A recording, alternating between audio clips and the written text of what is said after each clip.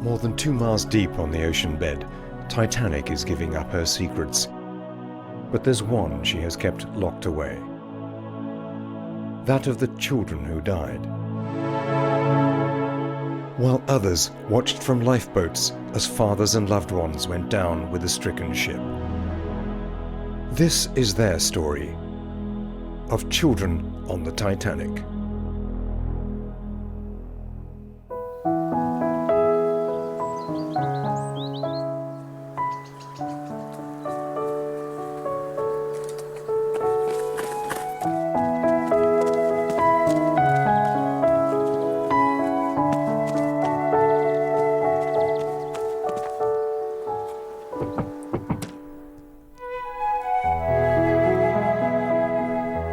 Merry Christmas! December the 25th, 1912. A year since I began writing the journal that Father gave me last Christmas, when he broke the wonderful news.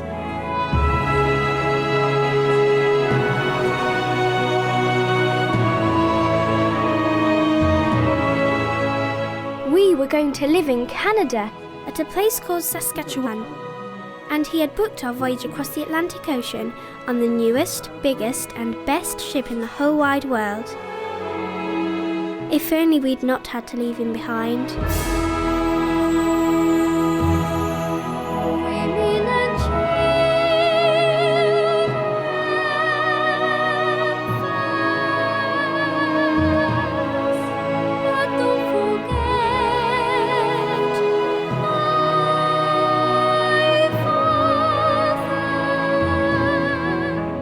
Children on the Titanic with Hollie Steel as Betty, a character whose story is based on the true accounts of children who survived the most infamous maritime disaster of the 20th century. Their stories are told in their own words. There are so many people in the freezing cold water, and I will never forget the sound of their screams and groans. One person's died in our lifeboat, and they were wrapped in a sheet and slipped overboard. One of the girls gave her shawl to the stoker who was rowing, because he was only wearing a vest and shorts as he had been working in the hot boiler room. They've picked up hundreds of survivors, but we've looked all over the ship and can't find Father anywhere.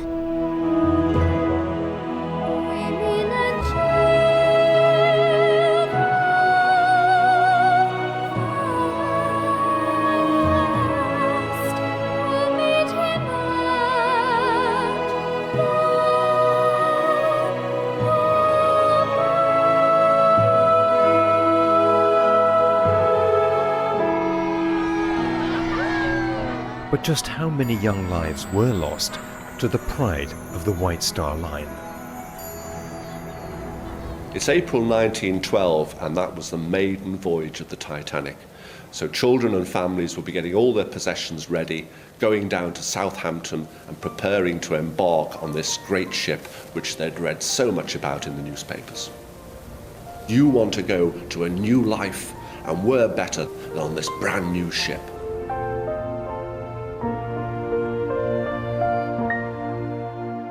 Our great adventure began when Father saw an article about a shoe shop for sale in the wonder city of Saskatoon in Canada.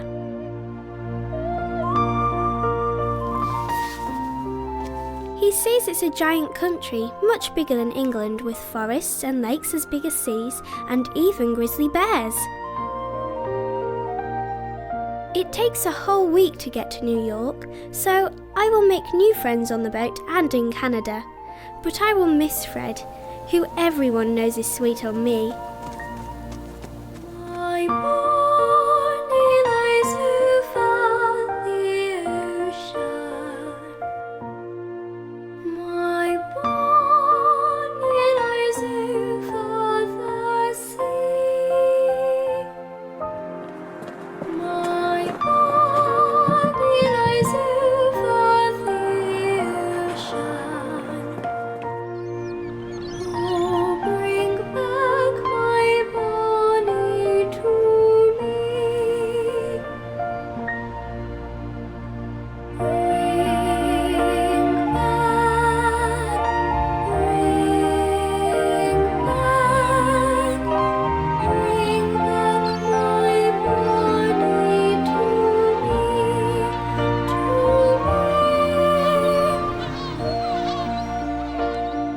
This is the era of mass immigration, where millions of families will live in the old world and hopefully starting a new wonderful life in the new world of America.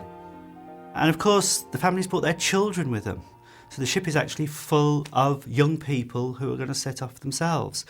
In first class, for instance, you've got something like 6 young people there. In second, about 25. But in third, where most of the immigrants are, you have 85 children. But there are children working on this ship as well. You could start your career on a merchant vessel as young as 13. And on this ship, you had young people working as bellboys, possibly working as trimmers, and working as lift attendants. 2,200 people or so on board this vessel.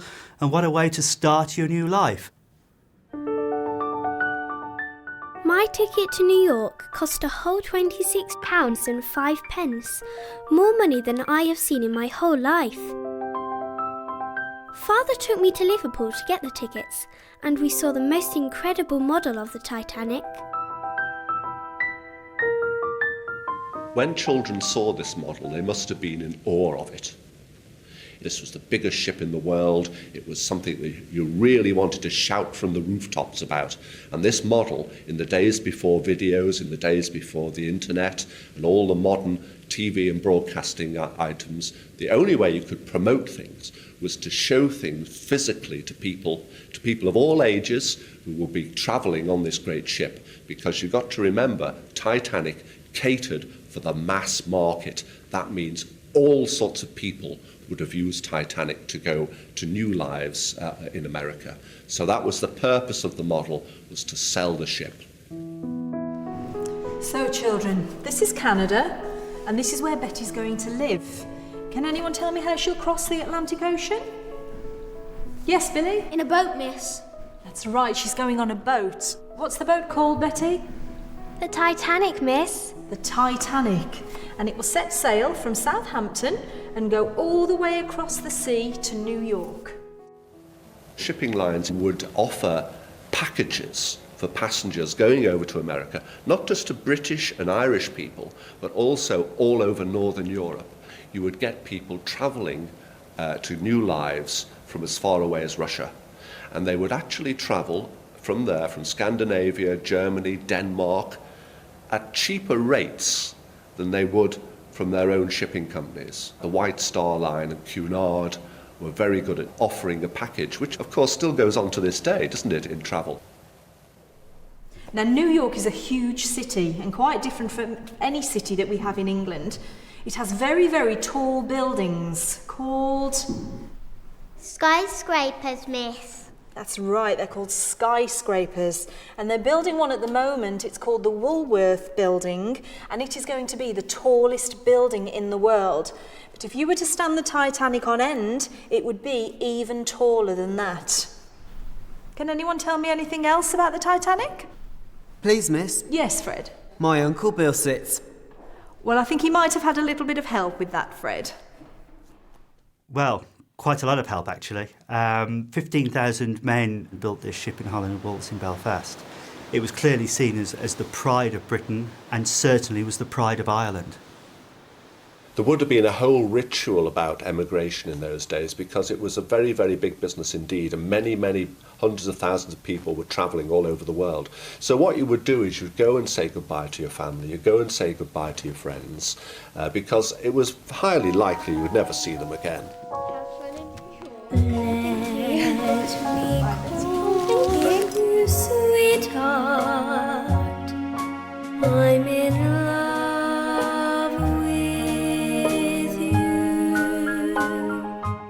Just think what it would be like to be a child at that time, leaving your family, your extended community behind, and setting off for a country that was totally alien to you.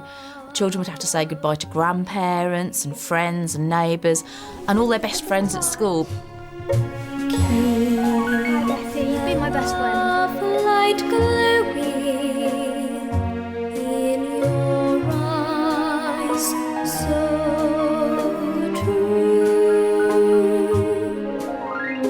Let me call you, sweetheart. I'm in love with you.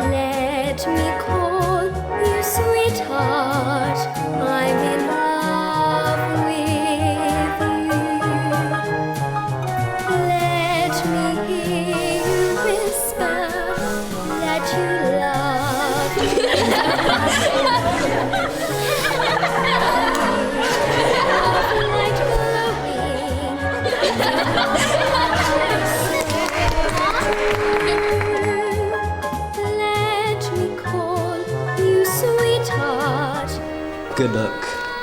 Thank you.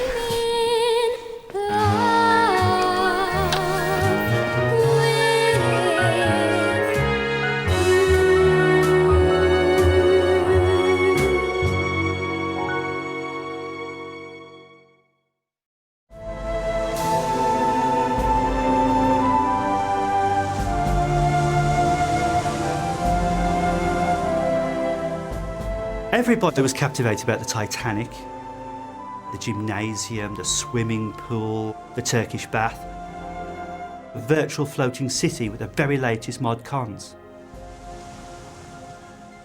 They must have been very brave men to build the Titanic.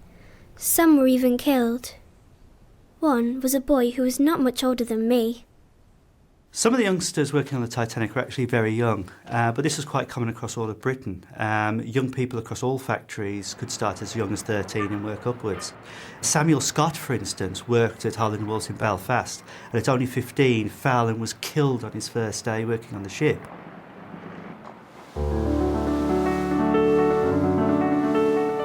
The paint was literally drying on the Titanic when it left Belfast to go to Southampton to start its maiden voyage. From there it would call at Cherbourg in France, and then finally at Queenstown before leaving for New York. And people from all over the world were travelling to meet the ship. One family, which was particularly interesting to me, came from the Lebanon and started out their journey by donkey.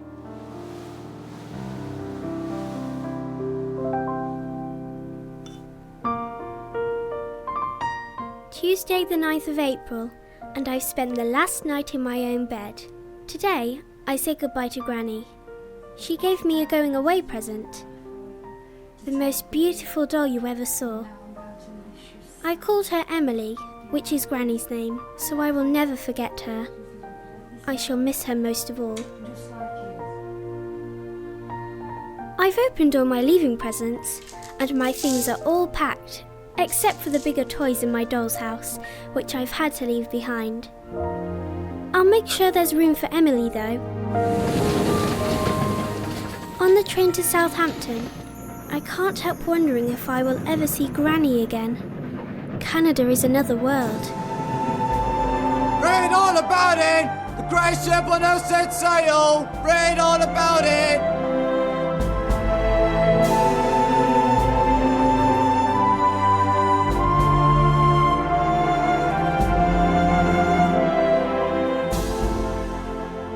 Imagine yourself as a child seeing the scene here at the dock, the largest ship in the world, towering high above you. And of course, you can hear noise from outside the pubs, where party atmosphere is going on as people have their last drink before boarding the ship. It is a thrilling time for a child.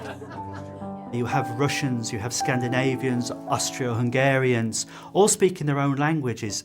It's really the melting pot of Europe. The melting pot of Europe, from places far beyond. Making friends, having fun, we sail across the pond. Oh, the melting pot of Europe, new friends from far beyond. American blues and tapping shoes, steady as she goes.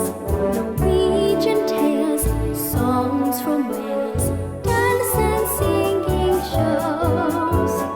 Highland fling, hear them sing, golden trumpet blows. The melting pot of Europe, new friends from far beyond. Time to eat and share a treat, food and fun for all. Canadian ham and Belgian jam, cheeses big or small. Swedish dish, Danish fish, France's pastry stall. The melting pot of Europe, new friends from far beyond. I'll tell you all you need to know about the Titanic. Albert signed on as a stoker in the engine room. He's taken our lad Harry with him too, to get him started. Well, he is 14 now, all grown up. There's been such a fuss about the ship's size and all. Some of the crew have got a bad feeling about her maiden voyage. But these sailors, they're a superstitious lot, especially after I sold them a few pints. I tell them, don't worry about it. It'll be plain sailing all the way to New York, you mark my words.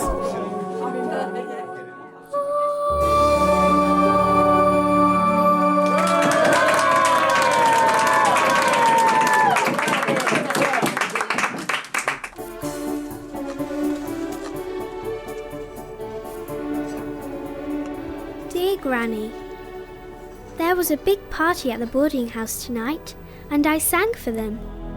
We met a family from Sweden, but there are so many people getting on the ship. I wonder if I will be able to find them again. Tomorrow is the big day.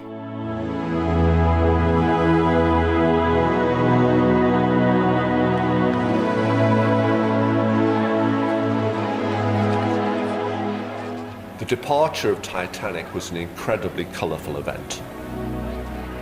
You were really made to feel you were an important person.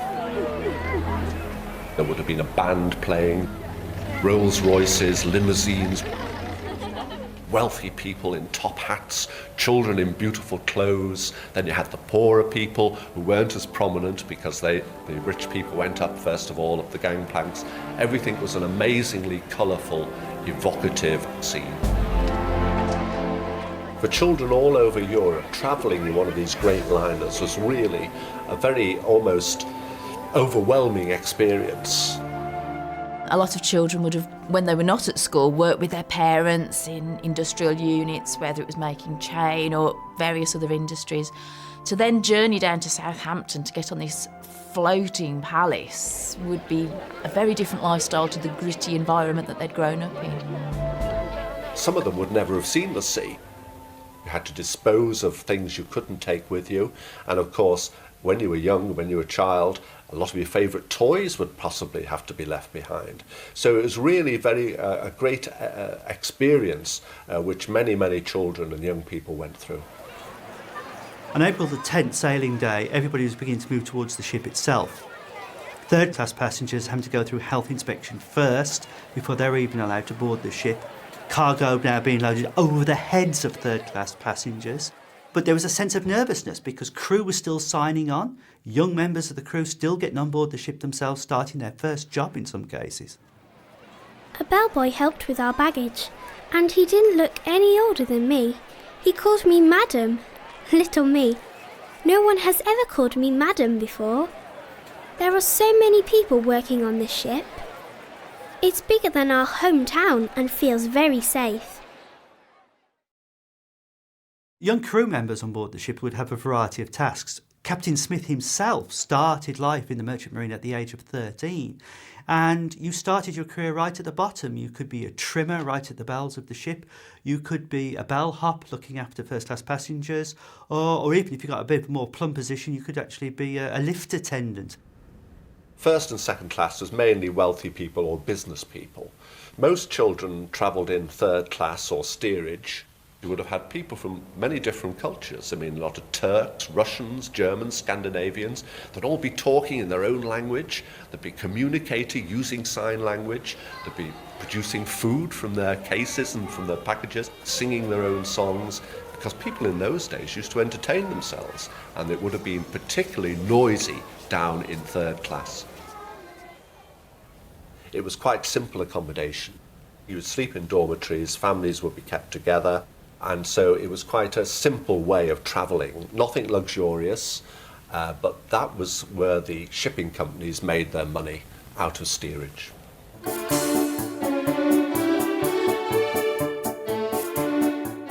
My father, he says the Titanic is the biggest movable thing in the whole world. There's such a lot to see and do, so there's no danger that I'll be bored.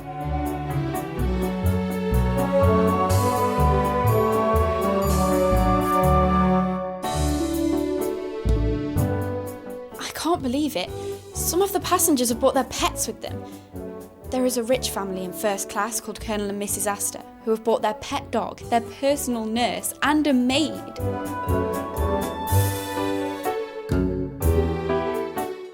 There There's a little boy on this boat called William Carter. He's only 11 and he has his own manservant. Can you believe it? First-class children, there was no official play area for them, but the Café Parisien would be cleared in the daytime so that the younger first-class children would be there with their nannies. I mean, they may not even see their parents till first thing in the morning and last thing at night. Children are not allowed in the swimming pool or in the Turkish bath, but we from first class are allowed to the gymnasium at lunchtime, which is jolly decent.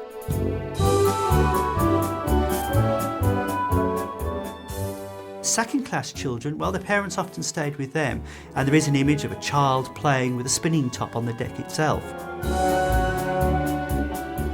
The youngest passenger on the boat is a baby girl who is only 9 weeks old. She is such a pretty little thing. Her name is Elizabeth, but everybody calls her Melvina. I don't know why. Third-class children, to them, it's a whole playground as far as they can find it, with officers trying to drag them away from parts of the ship they're not supposed to be. Children would have had all sorts of games, which they would have played at home as well, things like hopscotch, skipping, marbles, things like that. But I think they would have also explored, and I think children had more freedom on Titanic than the adults did. And we know that on the great ships, children looked to, it was like going to a new town. You know, it's like going to a new town, a new community. There was so much to see, so many different levels to go to. There were a group of boys in third class who were very mischievous, and they wandered all over the place. They even got into the boiler room itself. And legend has it that one of them managed to go up the fourth funnel, which is a dummy funnel, climb all the way to the top and peer his head over the end itself. On our third day at sea, I played some games with two little boys who didn't speak any English. I thought they were French. Their father seemed very worried about them and took them back to their cabin.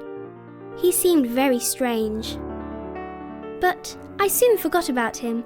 While I was reading in the ship's library, a man in smart uniform came in and asked where I was going. We are going to Canada, but first we're going to land in New York.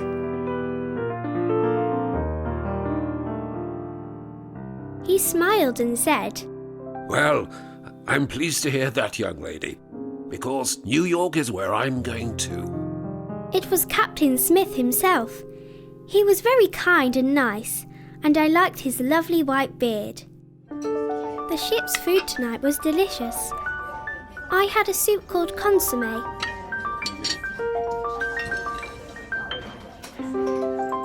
Then I had turkey with roast potatoes and cranberry jelly.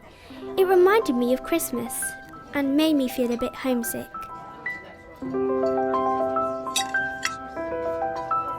Then I had coconut sandwich with American ice cream, which tasted exactly like English ice cream, I think. It's time for bed now, on a very calm and starry night.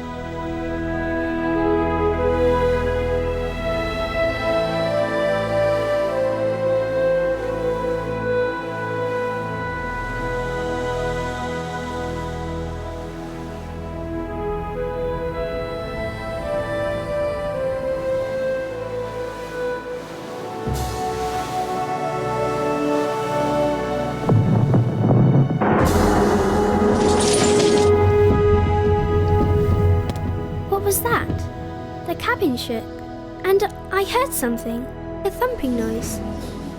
I can hear people staring. I think the ship has stopped. 11:40 at night on April the 14th, passengers feel a sudden shudder to the ship itself. Children in first class who were tucked up nicely in their beds would have simply felt a general vibration. In second class, it would have been much the same, but in third class, depending whereabouts they were on the ship, they'd have felt something slightly more violent itself. Much more of a grinding sound.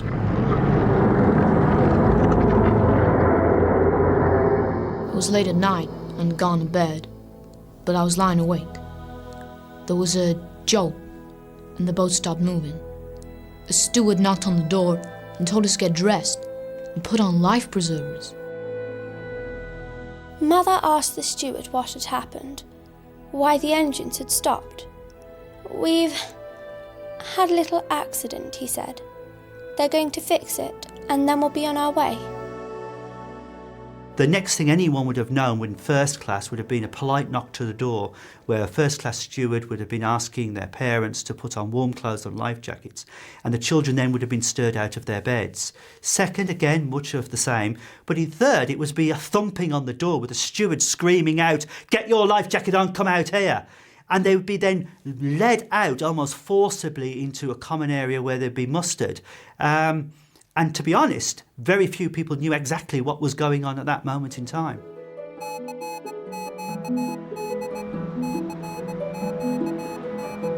But some people did know.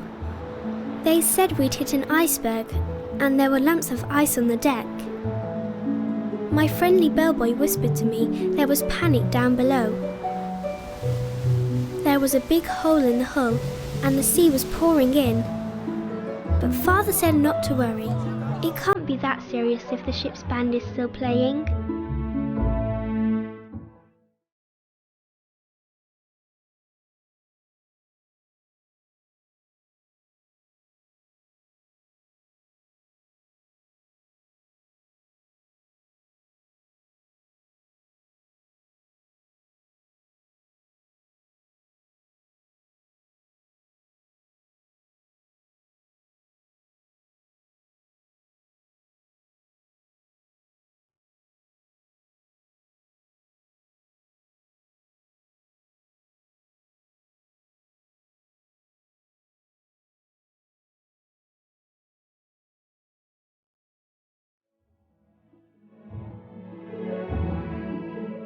I had left my doll in our cabin and was crying for her, but no one would go back and get her. Then someone said I should get into the boat. My father raised me in his arms and kissed me, and 2 men lifted me in. Then he kissed my mother, and she followed me into the boat.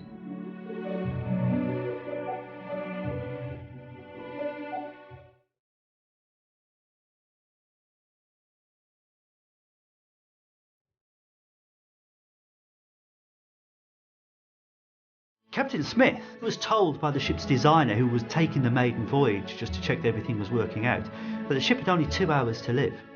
But for cosmetic reasons as much as anything else, the Titanic did not have enough lifeboat capacity for everyone on board. So he gave the order, women and children first.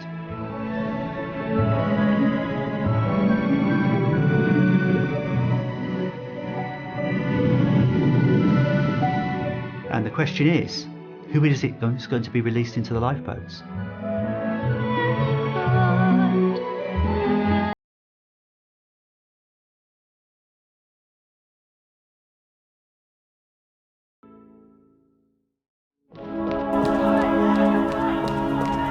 They want us to get into the lifeboats, but not Father. Mother doesn't want us to leave him, but they say we have to go. Now! Officers are shouting, women and children only. You've got to make that split decision of whether you put your child onto the lifeboat and stay with your husband. Do you go with your child? It must have been a terrifying moment for the women concerned.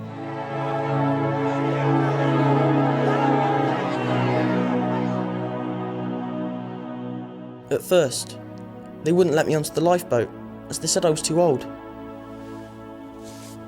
Then I took off my straw hat, and after that, they let me onto the boat with my mother. I didn't want to wear a life preserver, but then I saw that everyone else was wearing one, including all of the children. So Mother tied mine on me and I felt better. One of the most interesting things about the Titanic is it is the final act of the great chivalrous era. Many men dressed in dinner suits and went for a last drink rather than attempt for a lifeboat. One person even made sure he didn't get into a boat so that children could be released, 2 children placed into a lifeboat.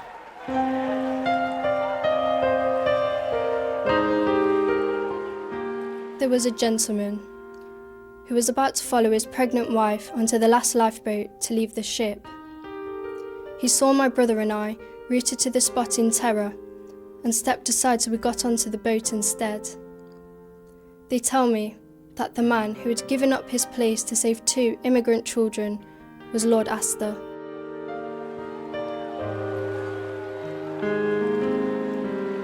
These men put women into lifeboats and then left.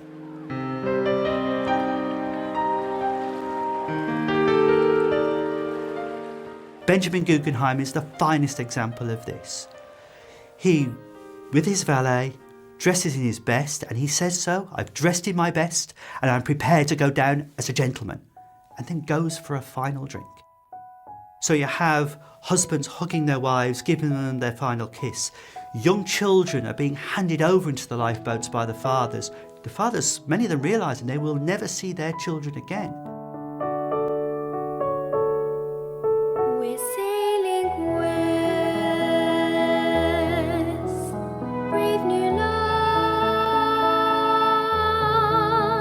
song and dance with fun far on. We're sailing west,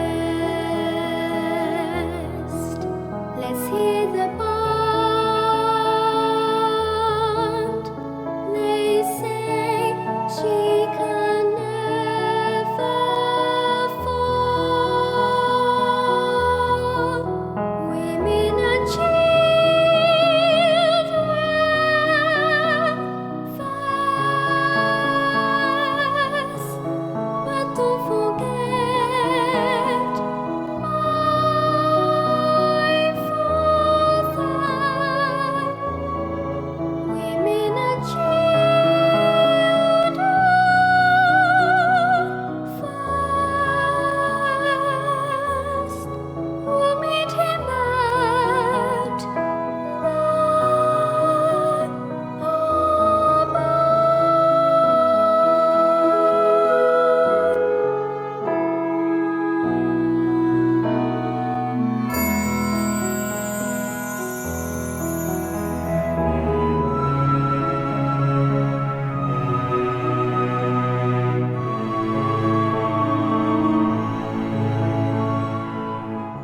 The lowering of the lifeboat 70 feet to the sea is perilous.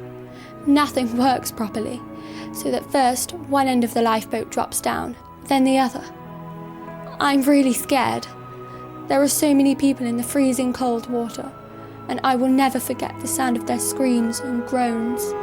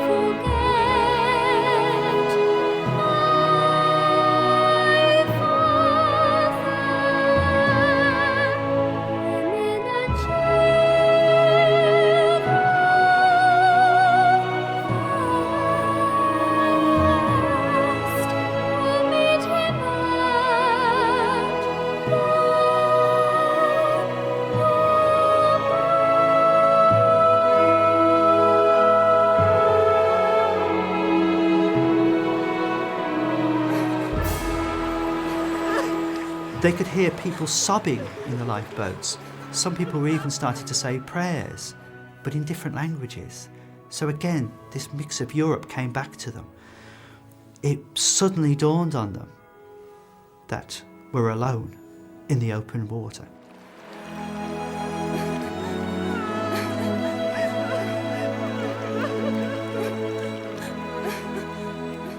I was in the lifeboat. In the stillness of the night, I could hear the band still playing on as we rowed away. One of the girls gave her shawl to the stoker who was rowing, because he was only wearing a vest and shorts as he had been working in the hot boiler room.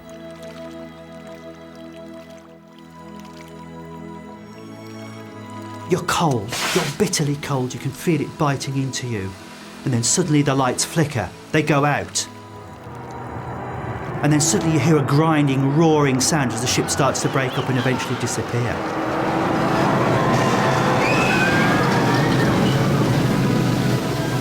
But then in the water you're hearing the calls, the screams for people asking for the lifeboats to come back. Then after about 15 minutes, dead silence. And it is the silence which affects people, not the noise.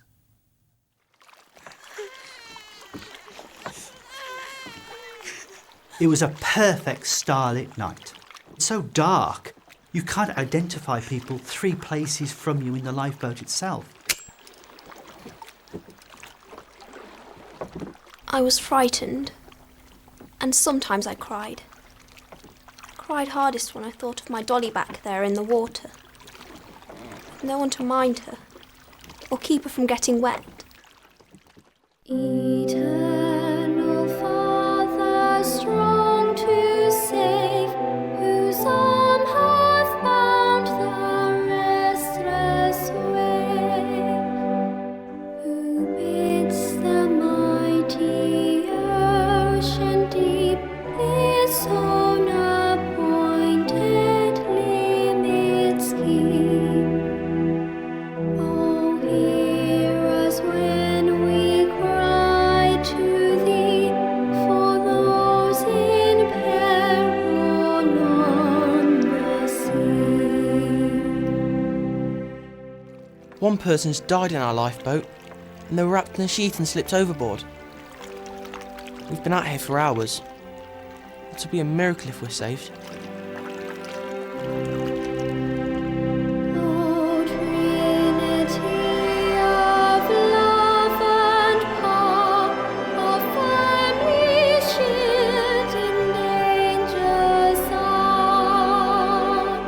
From rock and tempest, fire and foe, protect us wheresoever we go. Thus evermore shall rise to thee glad hymns of praise from land and sea.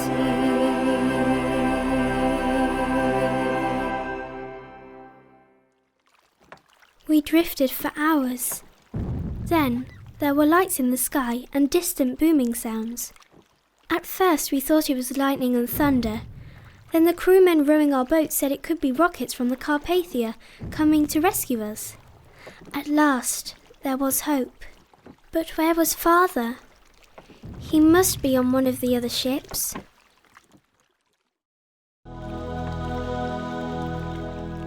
When morning came, I looked around. It seemed to me like the Arctic. Huge icebergs ringed the horizon. Thank goodness the Carpathia has safely got through. Children being small in an open boat have to be loaded now aboard the Carpathia. And in many cases the best way to load them was in cargo nets, which would drop down. They'd be wrapped in a sack, placed in a cargo net, and physically hauled 30, 40 feet on board this ship. An absolutely terrifying experience for a child who'd just experienced being in an open boat for all that time.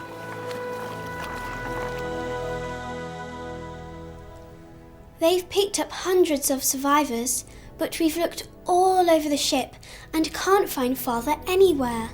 They say there could be other rescue ships, so maybe he's on one of those. And what about the handsome young bellboy who called me Madam? There's no sign of him either.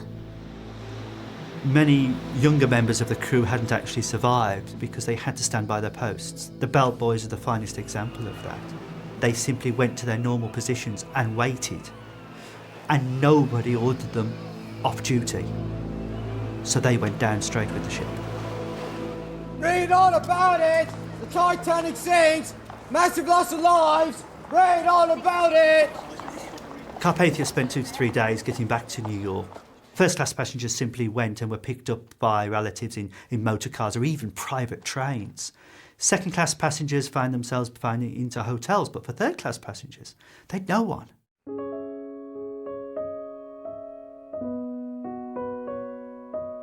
They found themselves being taken care of by charity organisations, in mission rooms. They had nowhere to go, and they'd lost absolutely everything they owned. I knew then that Betty and I were on our own, and my husband, my Frank, wouldn't be coming to meet us. We did travel on to Saskatchewan, and I'd hoped that I could carry out Frank's wishes and open the shoe shop. It was a beautiful place, but I couldn't manage without him. So we came back to England to be with Granny, and for Betty to be with her friends.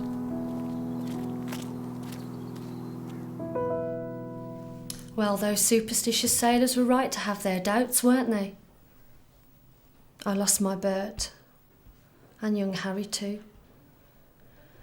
He was just a lad, really, too young to be away from his mum. And I still get money from the relief fund, but it's not enough, not with 4 mouths to feed. Half of Southampton are still in mourning, especially down Northern Way. Here at the docks, well, it's quiet for a while, but the ships still leave every day. America, Australia, South Africa. Life goes on.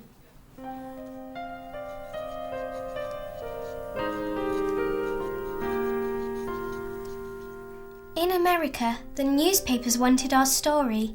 They even chased us down the street one day with a camera, but Mother said no. She told us it's best that we speak to nobody about what happened. She said it would only make us remember, and we need to forget. None of them really spoke about the Titanic until the first great research was being carried out by Walter Lord for his book A Night to Remember. And that's 40 years after the disaster. And only then did they feel happy to talk about the trauma and drama of that night on the North Atlantic. If an incident happens today, children receive counselling and support and help. But back then, children were far stronger, far more robust. They were able to deal with these situations. They'd been used to seeing siblings possibly die in childhood, relations die, being laid out in the parlour. I think they would have probably dealt with it in a very different way to children of today.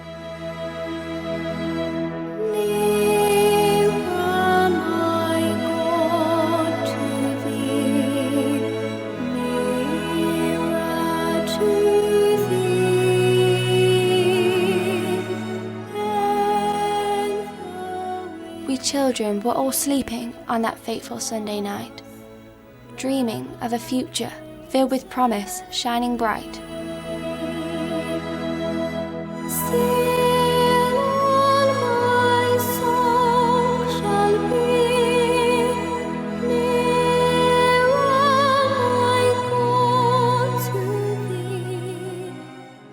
Ahead, an iceberg looming, a frozen wall of death. For the lookouts at their station, the ice showed on their breath. The ship sped through darkened waters towards her watery grave. There were only 20 lifeboats and so many lives to save.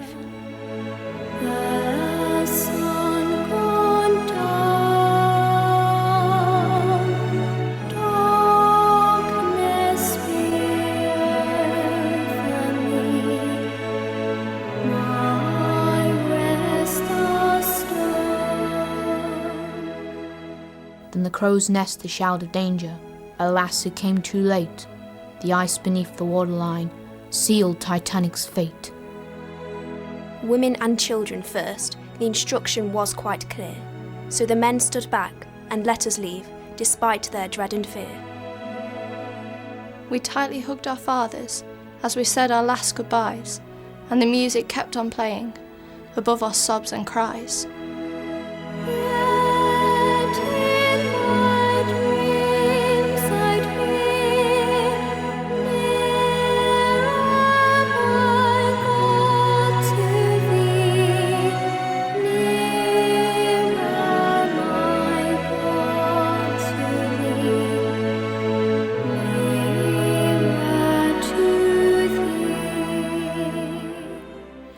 watched Titanic falter on that still and moonless night. We prayed for those we left behind as she slipped away from sight. In the darkness and the silence, with the ship and records lost, we little knew how many lives, how great the human cost. They said she was unsinkable, that she was big and strong. So then came the questions, to find out what went wrong. And so from that day onward, more safety was the call, and class it should not matter, fairness for one and all.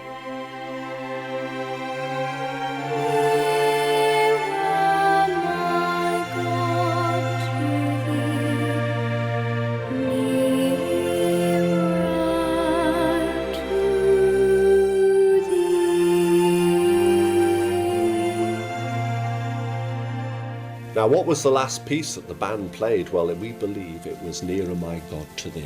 Eva Hart, who died only a few years ago, she was just 7 when the ship went down, and to her dying day, she said the band played that very moving hymn.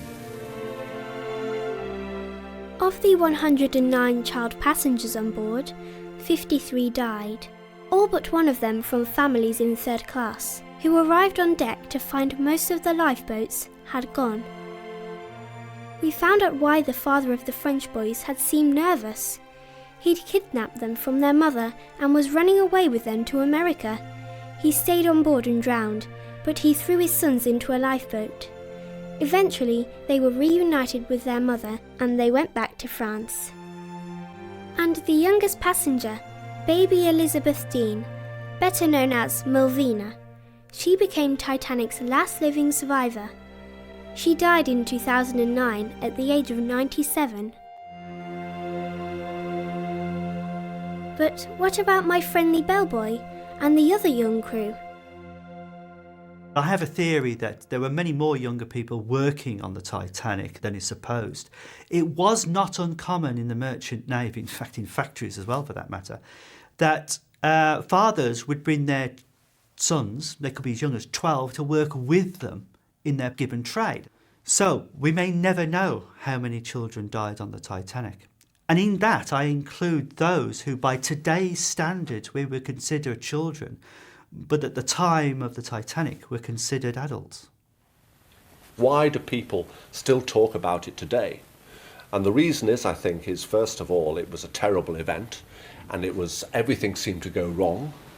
There were many personalities, many colourful people on board Titanic, so there are lots of stories which we still tell to this day.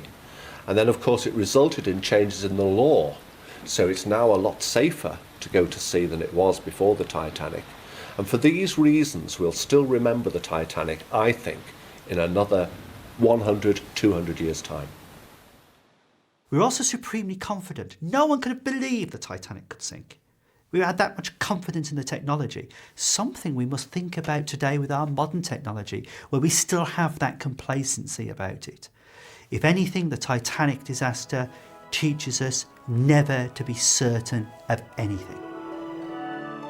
As Christmas Day 1912 draws to a close, I remember every single second of those last moments with Father. I have a Christmas present for him, and I hope he can hear it. Boxes with ribbons and sweet-scented smells for birthdays and Christmas and when I do well. These are the gifts that everyone knows, carefully wrapped with their bright shiny bows. Presents and wonders all shiny and new, I would gladly exchange for just one glimpse of you. The gift I would wish for more than all the world wide is a hug from my daddy, now gone from my side. So many lives lost in this dark shining sea, and Daddy, my daddy, the most precious to me. When I'm here by the water, you are close to my heart. I can even forget we are forever apart. Now as a memory, your face lingers on, and I'll love you forever, although you are gone. I'm at peace here beside you, and this glistening sea. And I send you this poem as a last gift from me.